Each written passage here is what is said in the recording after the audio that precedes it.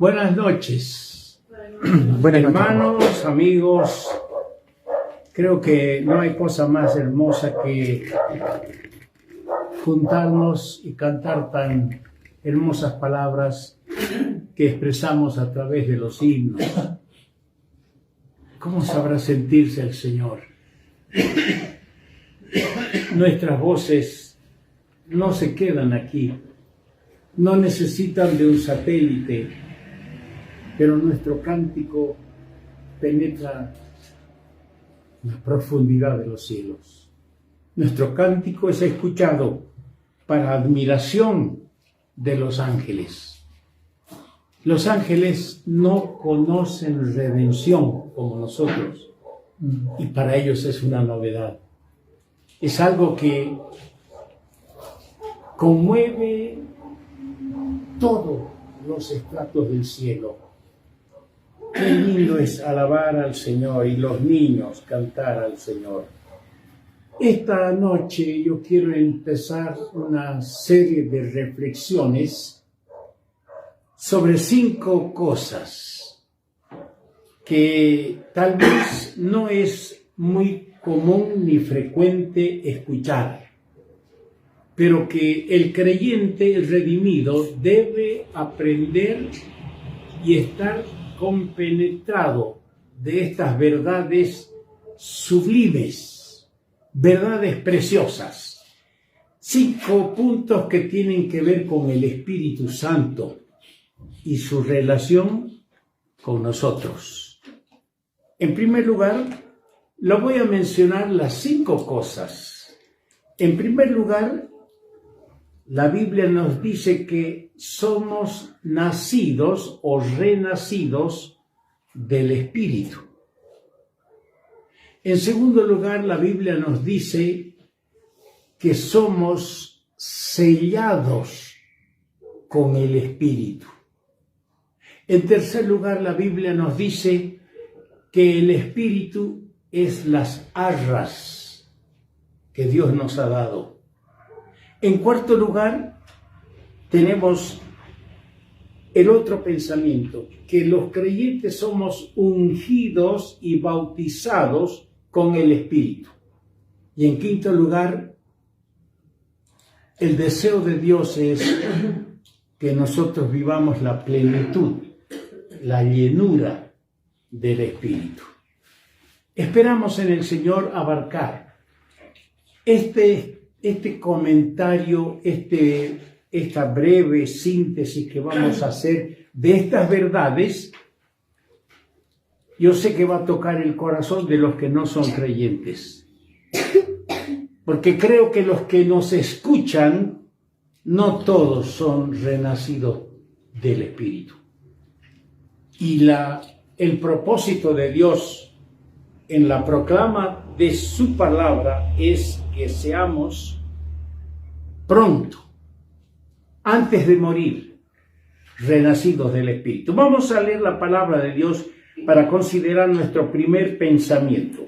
Vamos a leer en el Evangelio de Juan, capítulo 1, el Evangelio de Juan, capítulo 1, y el versículo 13.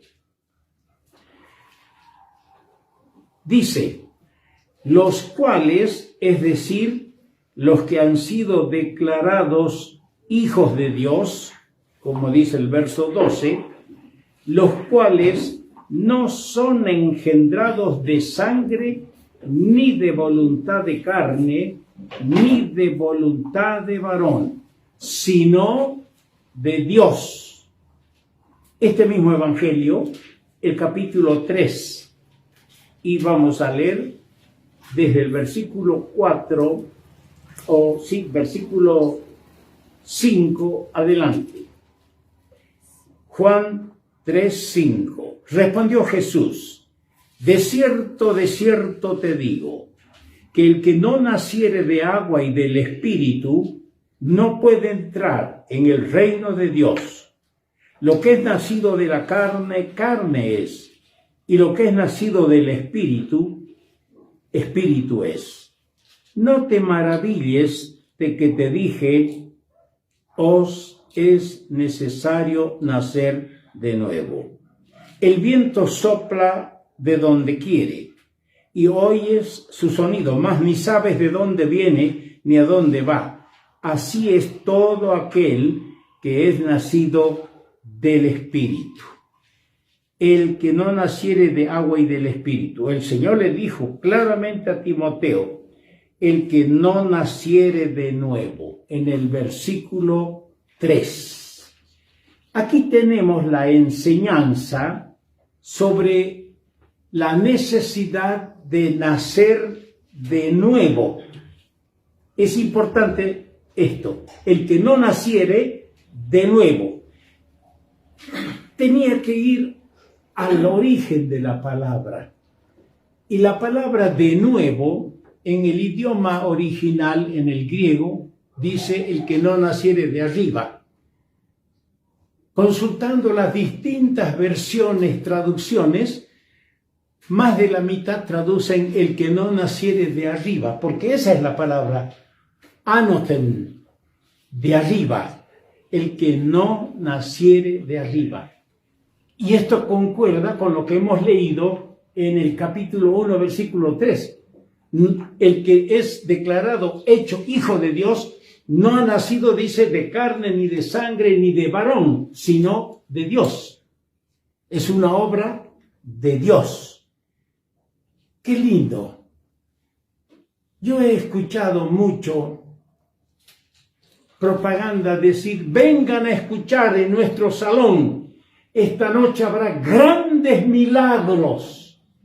Grandes milagros. Pero ¿sabe una cosa?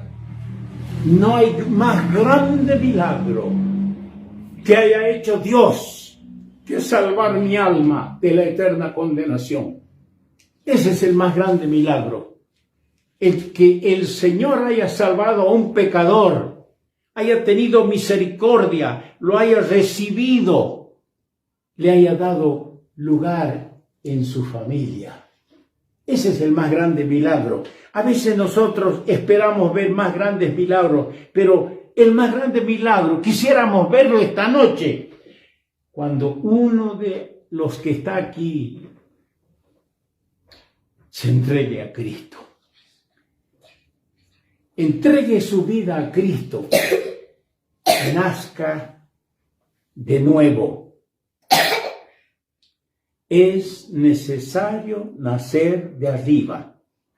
¿Por qué? Porque nosotros hemos nacido en pecado. Dice el rey David, en pecado me engendró o fui concebido. En pecado me concibió mi madre. ¿Por qué? Porque el pecado lo hemos heredado de nuestros primeros padres, Adán y Eva. Ellos, después de pecar, dice en Génesis capítulo 5, versículo 3, engendraron hijos de acuerdo a su semejanza. ¿Qué semejanza? Pecaminosa. Por eso es que nacemos en pecado y necesitamos una nueva naturaleza. El primer nacimiento es de la carne. Todos hemos nacido de la carne. El primer nacimiento es de la carne. El segundo es del espíritu. No se entiende, ¿no? La ciencia se ha adentrado dentro del estudio de la biología a conocer todo lo que significa el engendrar, el embarazo, el nacimiento de un bebé. Hasta hoy determinan si va a ser hombre, si es hombrecito o es mujercita. Todo aprendido a la ciencia. Pero ni el más grande estudioso de la Biblia puede explicar qué es lo que pasa cuando nacemos de nuevo del Espíritu. ¿Quién puede explicar eso? Es como ustedes conocen el gusano ese cuarteador, la oruga. cómo se va arrastrando el gusano de todos colores, sube al árbol y pic, pic, pic, va cortando todas las hojas de los árboles. Come un rato, se llena y sigue picando. Pela los árboles. Pero de repente a ese gusano, a esa oruga, le viene un sueño profundo. Nunca había sentido sueño. Entonces busca un gajo y se prende ahí. Y medio con modorra, con sueño, comienza a construir una casa para él. Dura, se llama crisálida. Lo construye y se duerme. 21 días está el gusano dentro de su crisálida. Después de 21 días se despierta y forcejea. Rompe la cáscara esa. Tiene alas. Antes no tenía. Abre sus alas hermosas de colores con filigranas y siente ganas de lanzarse al espacio. Y lo hace y vuela. Se ha convertido en una mariposa. El vil gusano que destruye las plantas ahora va a las flores, usa el polen, el néctar, y va de una flor a otra, va haciendo germinar los frutos que nosotros comemos. El gusano inservible ahora es una mariposa. Esto es parte de la biología de los animales. Y los científicos no pueden saber qué es lo que pasa adentro. Ellos le llaman metamorfosis. Es así con el nuevo nacimiento. Yo me acuerdo, era un adolescente de 14 años. Estaba en primer año de secundaria. Una noche se inauguraba el local que hay en Villamontes, en la calle La Paz. Y sentí el día miércoles ganas de entregarme al Señor. Era una serie de reuniones, de prédica del Evangelio. Y no lo hice. Pero llegó el momento, el día viernes. Me puse de pie. Me rendí al Señor, le pedí perdón. No me acuerdo bien, pero el texto bíblico que me cautivó lo tengo de memoria aquí. Y aquella noche me entregué al Señor. Yo sabía cantar himnos mejor que todos. Sabía de memoria salmos. Recitaba en la escuelita dominical. Pero solo aquella noche, cuando el Espíritu Santo me hizo nacer de nuevo, mi alma tuvo una paz que no la cambio con nada. En medio de las pruebas, de las luchas, del hambre, de la escasez, de la abundancia, no lo cambio con nada. Ese es el más grande milagro que Dios hace. Que el pecador renazca, nazca de nuevo, nazca de arriba, renazca del Espíritu Santo. Vale la pena preguntar esta noche a cada uno, Ana, ¿he nacido de nuevo? Porque a veces nosotros nos conformamos con cantar, con decir textos. Es lindo, muy lindo que aprendan. Pero hay que llegar al momento cumbre, pedirle perdón al Señor, entregarse a Cristo y vas a nacer de nuevo. ¿Y saben lo más lindo que tiene una criatura que nace? ¿Saben qué es lo más lindo? No tiene pasado. ¿Qué historia tiene un bebé? Nada. Yo sí, pero un bebé no tiene pasado. Todo está en el futuro. Y esto concuerda con el nacido del Espíritu. ¿Qué dice 2 Corintios capítulo 5, versículo 17? De manera que si alguno está en Cristo, nueva criatura es. Las cosas viejas pasaron. Y aquí todas son hechas nuevas. Deja al Señor que haga en tu vida todo nuevo. Deja al Señor actuar. Él quiere hacerlo. No resistas más al Señor. Él quiere que nazcas de nuevo. ¿Por qué? Porque para eso mandó el Padre al Espíritu Santo, para interpretar las sagradas Escrituras al pecador, para quebrantar al pecador, haciéndole ver que es pecador y que Cristo puede ser, el momento que el pecador lo quiera, su Salvador. Dios quiera que el Espíritu Santo actúe esta noche en el corazón de alguien, quebrantándole. Ese es el trabajo. Y luego cuando entregues tu corazón a Cristo, el operativo lo va a hacer el Espíritu Santo. Ni el científico más famoso va a saber qué es lo que pasó en tu vida. Pero has pasado de muerte a vida. El gusano ahora es una mariposa. El que se arrastraba ahora puede volar por los aires. ¡Qué lindo!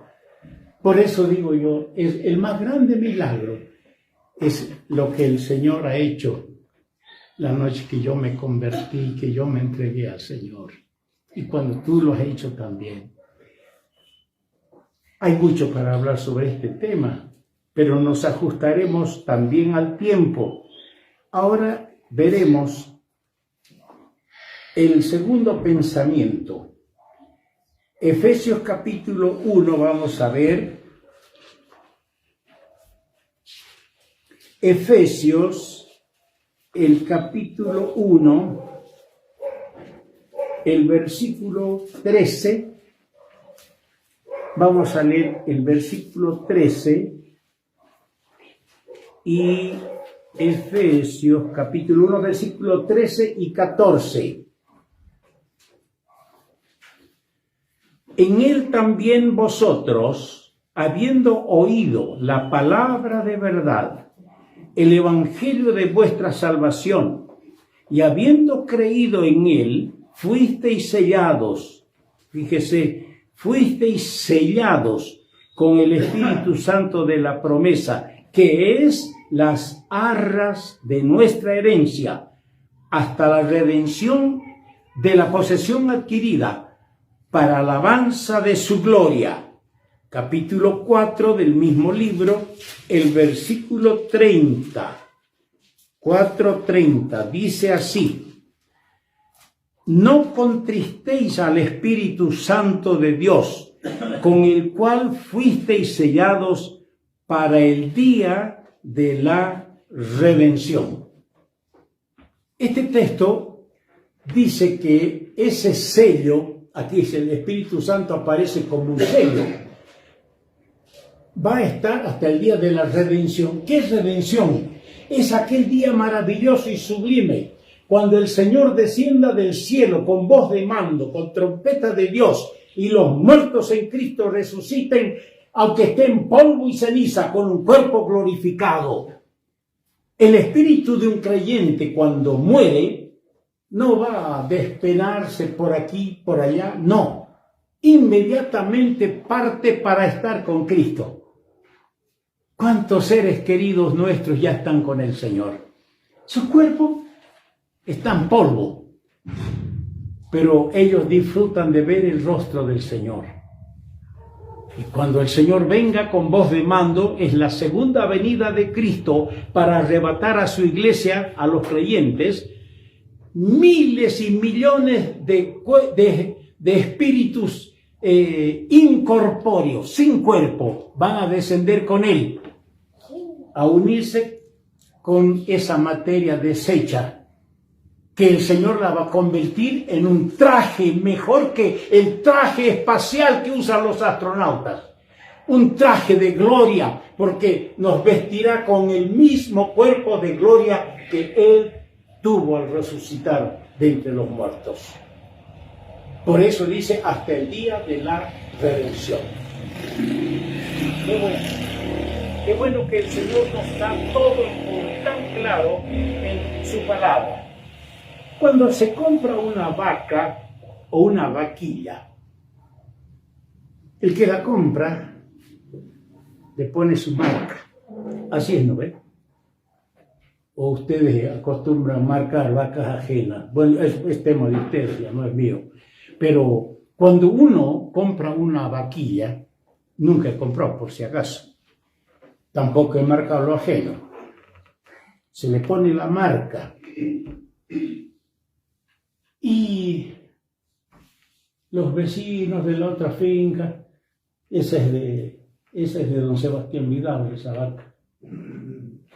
Este es de don Saúl.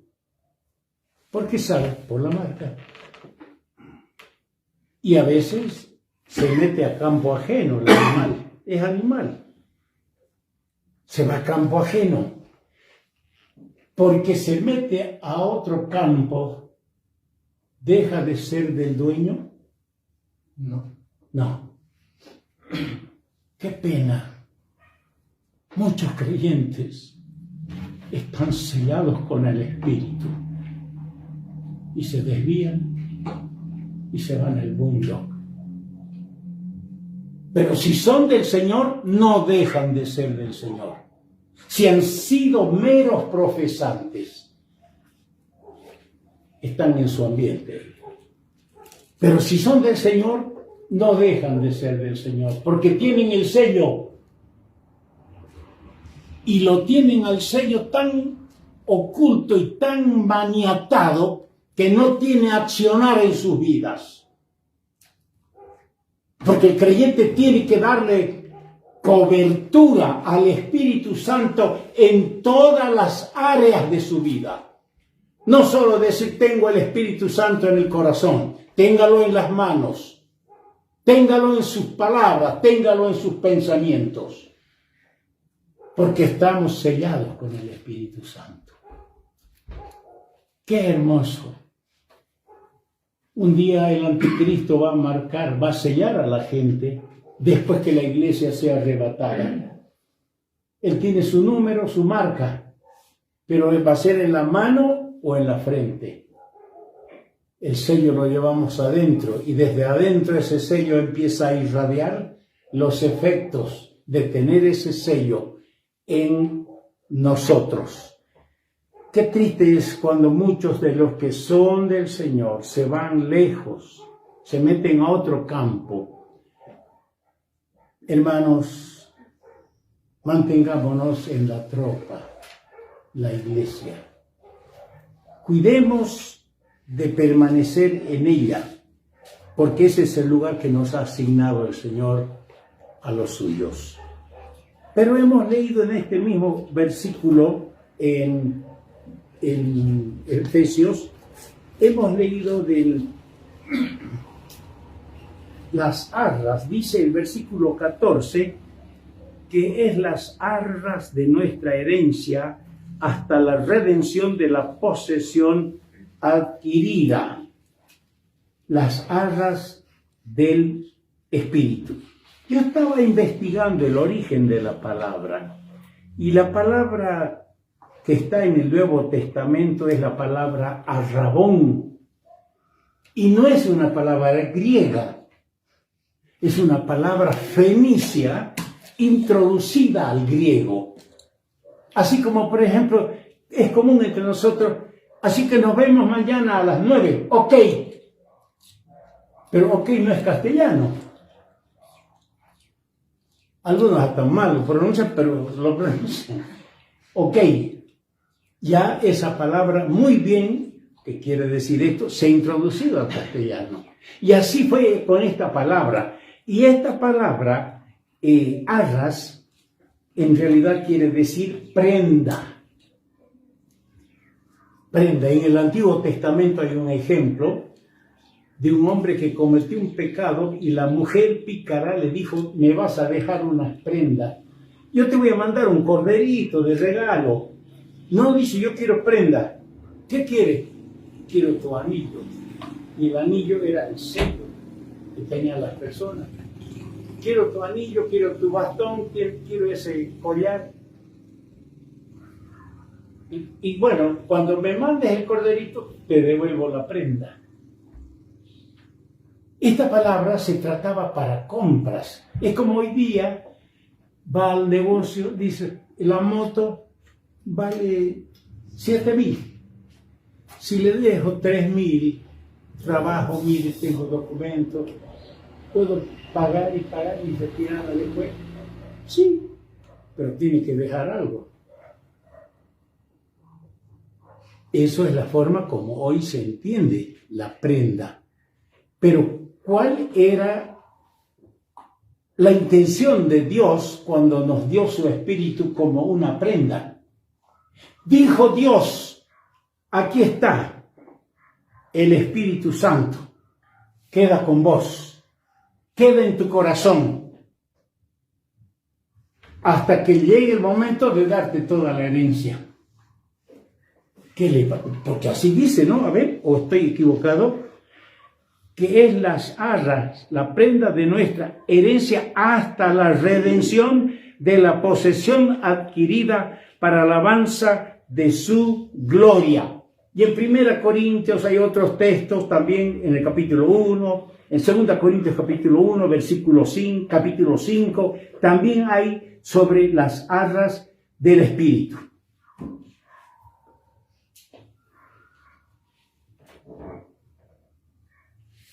Aquí tenemos al Espíritu Santo, las arras, las prendas. Pocas veces hemos intentado averiguar qué es esta palabra arras. El castellano lo traduce prenda el diccionario. Pero más a fondo vemos ya la enseñanza doctrinal. Es el anticipo que Dios me ha dado.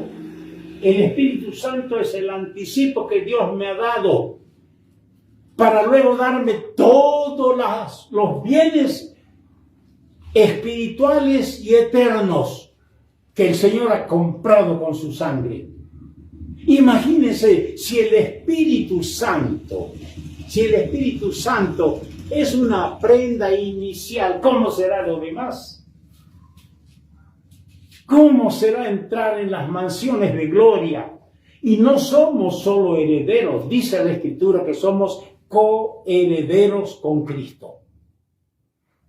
Claro, si les hablaría de plata, ahorita toditos estarían con los ojos saliendo, che, vamos a recibir plata, una herencia esta noche. ¿Dónde van a dar plata? ¿No es cierto? Pero esto es una herencia espiritual. ¿Cómo debería darle yo lugar al Espíritu en mi vida? Dejarle que tome posesión completa, que me conduzca por los senderos de la fe, de la obediencia, sabiendo que Él es el anticipo de algo más grande, que voy a disfrutar por toda la eternidad con el Señor que me amó y murió por mí. Las arras de nuestra herencia. Vamos a ver un poquito del otro pensamiento y vamos a leer 1 Corintios capítulo 1. 1 Corintios capítulo 2 Corintios capítulo 1.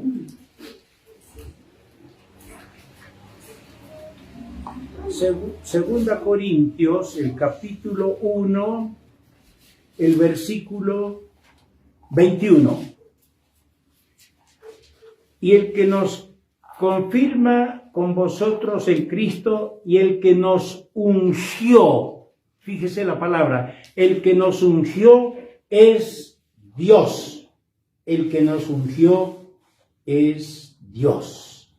Ahora, el capítulo 12 de 1 Corintios. Aquí dice que nos ungió. En 1 Corintios capítulo 12, el versículo 13 leemos: porque por un solo espíritu fuimos todos bautizados en un cuerpo, sean judíos o griegos, sean esclavos o libres, y a todos se nos dio a beber de un mismo espíritu, porque por un solo espíritu fuimos tiempo pasado. No dice seremos, fuimos todos bautizados. Esta carta la escribió Pablo posiblemente el año 48 o 53. Y él se convirtió varios años después del día de Pentecostés. Él no estuvo el día que el Espíritu Santo les bautizó a los 120 en el aposento alto. Él no estuvo, pero él dice, fuimos. Porque esos 120 son representativos. Nos ungió y nos bautizó con el Espíritu. ¿Qué significa esto? ¿Qué es ungir? Es echarle encima. A los reyes preparaban el ungüento santo de la unción y los profetas ungían a los reyes echándoles el aceite en la cabeza y bañaba su cuerpo. Ese era el ungir. A veces nosotros ya estamos ungidos. Yo me equivocaba. Por muchos años oraba. Yo decía así, mire, en mi equivocación, decía yo, Señor, esta noche tengo que predicar. Hay más de 1000 hermanos. Hay más de 3000 hermanos. Unge mis labios, Señor. Pero, ¿por qué?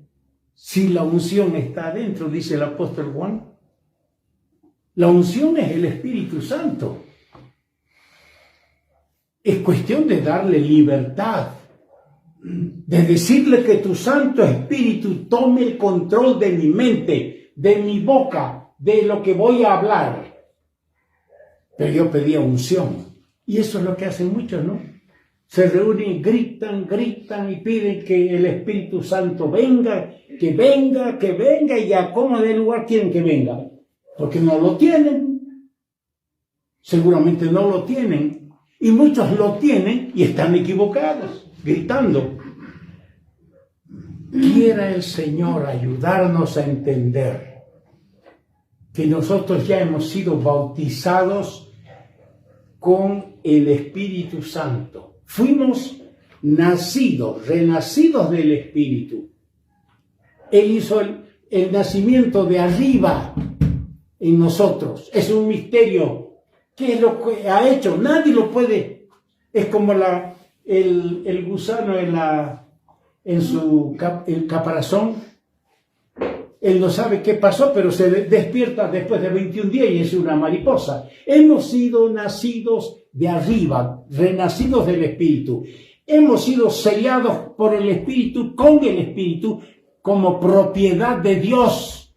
El diablo ya no tiene derechos de legitimidad sobre nosotros. Puede ser que nos haga errar, puede ser que nos haga fracasar, puede ser que nos pueda convencer, pero el que es del Señor tiene al Espíritu y se da cuenta. Triste es porque hay una muchacha, digo muchacha porque debe tener sus 40 años, allá en Bermejo, fue bautizada. Su padre, un fiel creyente, y ella consiguió un trabajo público. Se apartó. Cuando murió su esposo, hizo rezar misa, invitó a todos a la misa. Después, tras del libro por las calles. Esa se nota que no tiene al Espíritu Santo, no ha nacido de nuevo. Pues no puede dar lugar, cabida en el corazón al diablo. El diablo no puede entrar al corazón de un creyente. Puede hacerle desviar, puede hacerlo equivocar, pero no puede entrar a su corazón para hacer tanto daño. Quiera el Señor que nos demos cuenta que hemos sido sellados como propiedad de Dios, que tenemos el Espíritu Santo como una prenda hasta que venga el día de la redención y entremos a tomar posesión de todo lo demás que vamos a heredar con Cristo.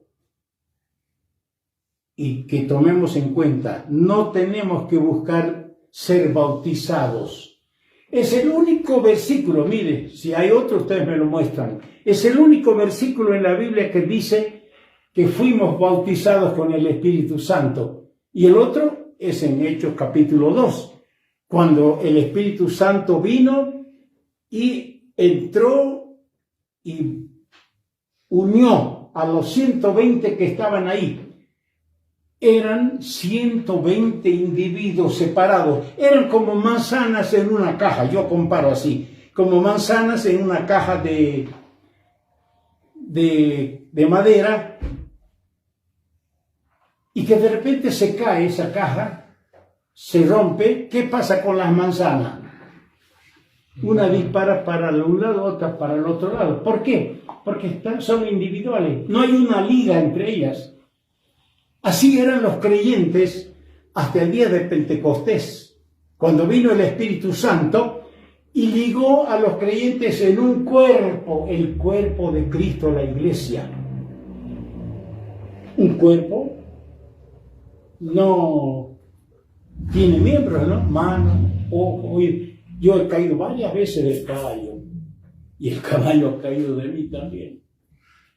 He caído varias veces del caballo, pero cuando me botó la mula o el caballo, mi cabeza no fue para allá, mis manos para allá, mi pie disparó para otro. No, porque estos miembros están unidos en un cuerpo. Hay una liga que los une. Así es el cuerpo de Cristo, la iglesia. Eso es ser bautizado por el Espíritu. Y ya fuimos nosotros bautizados por el Espíritu Santo. Esto no lo olvidemos jamás, queridos hermanos. El bautismo del Espíritu Santo fue prometido en los 4 evangelios por Juan el Bautista. En el Evangelio de Mateo, en el capítulo 3, Marcos capítulo 1, Lucas capítulo 3 y también en Juan capítulo 1. Pero nada de eso. El Señor resucitado, en Hechos capítulo 1, versículo 5, también prometió el bautismo del Espíritu Santo. 40 días después que murió el Señor, ascendió al cielo. 10 días después vino lo prometido, el Espíritu Santo. Y se formó la iglesia. Ese cuerpo de Cristo se formó allí. Esto es lo que tenemos que dar gracias, porque la enseñanza en la palabra de Dios es bastante clara. Dice que el día de Pentecostés, la palabra Pentecostés quiere decir 50, 50. Era una de las 3 fiestas nacionales que Dios ordenó celebrar en el santuario nacional. De las 7 fiestas que Jehová ordenó en Levítico 23, el Pentecostés es una de las segundas fiestas que Dios ordenó. Primero la Pascua, después Pentecostés, o la fiesta de las semanas, como se llama, 7 semanas, y la tercera es el Sukkot, o sea, la fiesta de los tabernáculos o de las cabañas. Y en esta fiesta de Pentecostés se daba gracias a Dios por la enorme cosecha. Y el día de Pentecostés, 3.000. ¡Qué cosecha más hermosa! El Señor nunca vio esa cosecha durante su ministerio. 3.000 almas conocieron al Señor como su Salvador personal. Dice que el Espíritu Santo descendió y entró en todos los creyentes que estaban allí, representando a todos los creyentes de todos los tiempos. Gracias al Señor por esta enseñanza que está clara en su palabra. Ahí nació la iglesia. Podemos decir que ahí nació la iglesia, porque el Señor dijo: sobre esta roca, sobre el mismo, iba a edificar la iglesia. Que Dios nos ayude a comprender, no a pedir. Todo lo que dije hasta acá ya es nuestro. El nacimiento del Espíritu, el sello del Espíritu, las arras del Espíritu, el ungimiento y bautismo del Espíritu ya es nuestro. Viene el tema un poco más largo: la plenitud del Espíritu. Eso ya atañe a nuestra vida, y eso vamos a seguir comentando posiblemente el día de mañana, si el Señor no viene antes. Que Dios bendiga su palabra en nuestro corazón. Amén. Amén.